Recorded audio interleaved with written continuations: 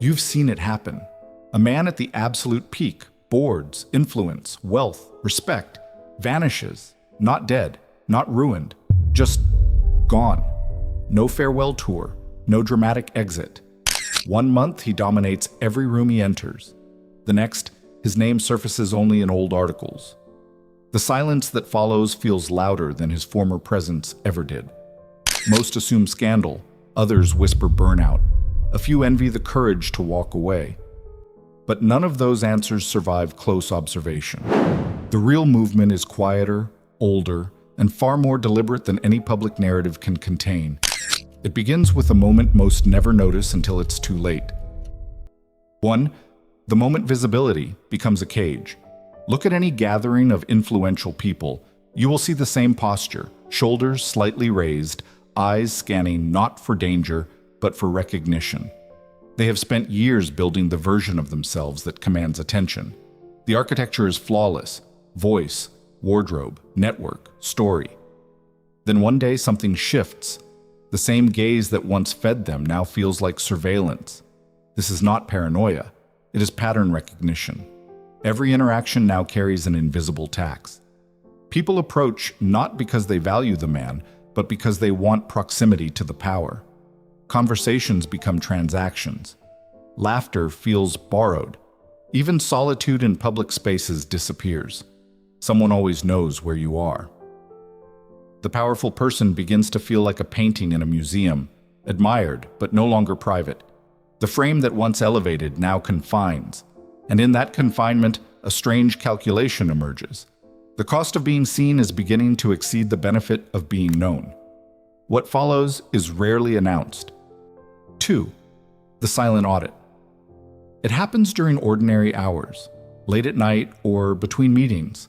A quiet inventory, not of assets, but of self. One version of this moment looks almost mundane. A man sits in his car in an empty parking garage after a board meeting that went exactly as planned.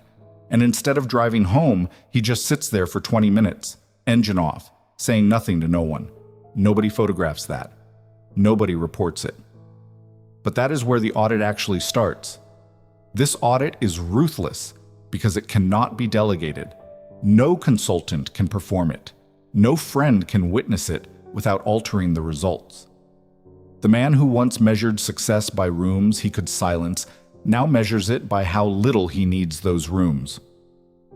Here the first uncomfortable truth surfaces. Most people who achieve significant power discover that power itself has a gravitational pull toward performance. The higher you rise, the more your life becomes a stage, and the more your inner life starves in the wings. The disappearance is not escape from responsibility. It is the first responsible act in years, reclaiming the part of life that was never meant for public consumption. 3. Where strength meets emptiness. Observe carefully. The men who disappear are rarely the weak ones. They are often those who have proven their competence beyond doubt. They have won. And winning, repeatedly, creates its own kind of exhaustion, not physical, but existential. They understand something most never reach. Continued visibility after victory often serves everyone except the victor. Shareholders want continuity. Employees want certainty. The public wants the story to keep unfolding, but the man inside the story begins to sense that the next chapter, if written publicly, will be written by committee. This is where the path forks. Some choose to keep performing. Others recognize that true continuation requires subtraction.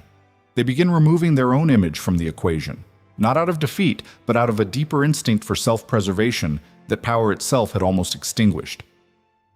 The disappearance is strategic invisibility. 4. The architecture of withdrawal. It rarely looks dramatic. A reduced schedule, declined invitations, shorter replies, then longer gaps.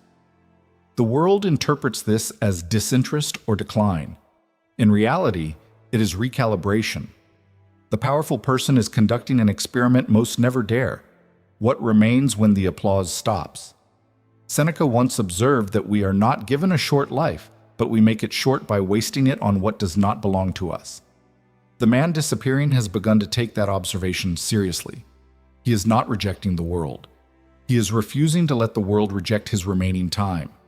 Somewhere in this stretch, an assistant reschedules a keynote 3 times, then quietly stops offering him dates at all because everyone around him has started sensing the shift before he has said a single word about it.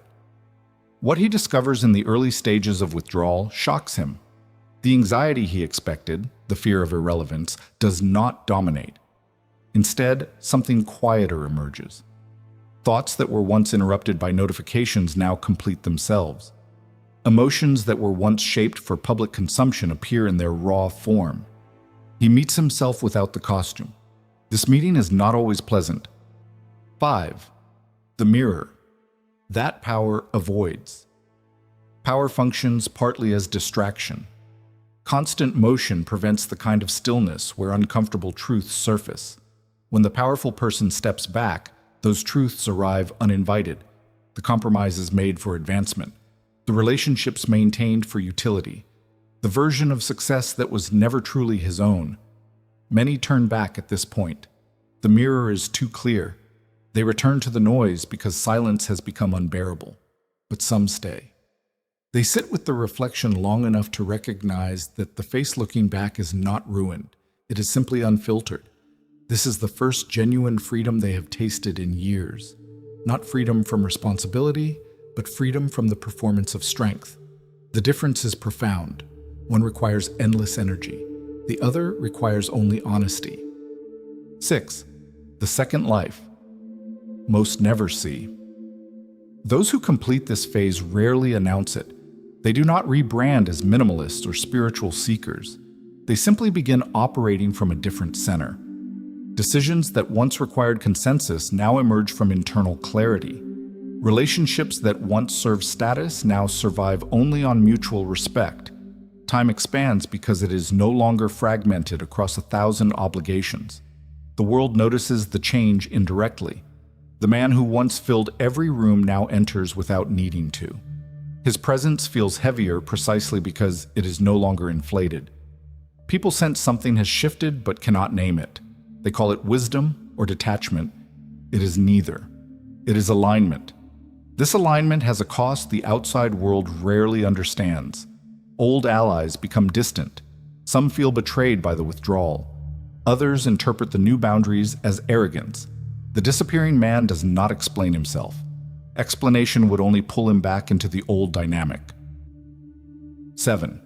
The hidden currency of absence. Absence itself becomes a form of power. In a world addicted to visibility, deliberate invisibility creates mystery. Not the shallow mystery of marketing, but the deeper kind that forces others to confront their own dependence on the disappeared person's energy. Projects stall. Conversations lose direction. People discover how much of their own momentum relied on borrowed authority. This discovery is rarely flattering. It reveals how fragile many structures actually are, built around personalities rather than principles. The man who disappeared sees this clearly. He also sees something else. Those who truly mattered did not collapse. They adapted. The relationships that survive his absence are the only ones worth keeping. Here, the emotional weight increases. What looked like abandonment from the outside was actually refinement, a brutal but necessary sorting. 8. The territory beyond reputation. By this stage, reputation has become almost irrelevant. The man has watched his name fade from daily conversation. He has seen former colleagues rewrite history to minimize his role. He has witnessed the speed with which the world replaces one central figure with another. And yet he remains unshaken. Why? Because he has crossed into territory where external reputation no longer defines internal reality. Marcus Aurelius wrote not for posterity, but for himself, private reflections of a man ruling an empire, yet refusing to let the empire rule his mind. The disappearing powerful person is living a modern version of that discipline. The empire continues without his constant intervention. His mind finally belongs to him. This is not retreat. It is conquest of a different kind. 9. The dangerous discovery. Around the midpoint of this journey, something unexpected occurs. The man realizes that much of what he called power was actually permission. Permission to speak, permission to decide, permission to exist visibly. When he removes that permission, when he stops asking the world to validate his presence, something raw emerges. He discovers how much of his former drive was fueled by the need to prove he deserved his place. Without that need, energy does not vanish. It redirects toward projects that need no audience, toward relationships that require no performance, toward questions that have no immediate utility. This redirection feels dangerous because it threatens the identity built over decades. The man who was the powerful one must now become something less defined, less legible to others, more real to himself. Most who reach this point feel a strange grief, not for lost status, but for the years spent protecting an image that was never truly home. The reversal nobody expects. This is where the story turns in a direction few anticipate. The powerful people who disappear do not do so because they have grown tired of power. They disappear because they have finally understood its true nature. Power, properly understood, is not the ability to control others. It is the ability to no longer need control. It is the freedom to act without the constant measurement of impact. The men who vanish have reached the point where continued public exercise of power would actually diminish their real authority, the internal kind that requires no witnesses. They are not rejecting influence. They are purifying it. By removing themselves from the arena of constant observation, they allow whatever remains of their work to stand on its own. More importantly, they allow themselves to become something new, something that could never have emerged under the old conditions. The world calls this disappearance. They experience it as arrival. 10. What remains when the crown is set down? The final layers reveal themselves slowly. There is no grand philosophical announcement, just quiet evidence. A project completed with no press release. A conversation that lasts hours because neither party needs to perform. A decision made that serves no visible agenda except inner necessity. The man has not become smaller. He has become denser. His words carry more weight because fewer are spoken. His presence affects others more deeply because it is no longer diluted across countless obligations. He has traded breadth for depth. This trade is invisible to most. The world still measures by headlines, followers, mentions. He now measures by something far more difficult to quantify, the quality of his own attention. How present he can remain. How little he flinches when provoked. How completely he can inhabit ordinary moments without needing them to mean something grand. The final truth, the king who left the kingdom. The deepest reason powerful people disappear is this. They discover that real sovereignty was never granted by the world. It was always available, but only in the territory beyond public validation. The throne was an illusion. The power was always internal. The disappearance is simply the moment they stop pretending otherwise. They do not vanish to escape judgment. They vanish because judgment no longer reaches them. They do not withdraw from responsibility. They redefine it at the root, toward what cannot be taken away. Epictetus, who had once been property, understood this better than emperors. Freedom was never about circumstances. It was about the internal posture toward them. The powerful man who disappears has finally adopted that posture completely, not as philosophy, as daily practice. What remains is a different kind of rule, invisible yet undeniable. He influences not by dominating conversations, but by changing the standard against which others unconsciously measure themselves. Some feel inspired, others feel exposed. Both reactions confirm the same reality. The man is no longer playing the old game. This is the part that stings for those still in the arena. The realization that the highest form of power might be the willingness to walk away from its visible trappings without regret, not as sacrifice, as recognition. The script of endless ascent was always incomplete. The full story requires the chapter that no camera can capture, the one written in silence, for no audience except the self that finally feels at home. If this journey reached something true in you, if you recognize the quiet pull toward your own version of this path, comment below with the single word that captures what you feel called to do next. Become king. The path is not easier in the shadows. It is simply more honest. And in that honesty, something ancient awakens. The part of you that was never meant to perform, only to rule from within. Subscribe to Stoic Horology if you value these deeper examinations of human nature and power.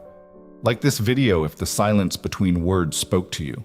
Share it with someone who is standing at the edge of their own disappearance. Perhaps they will recognize the door. The kingdom was never outside. It never is.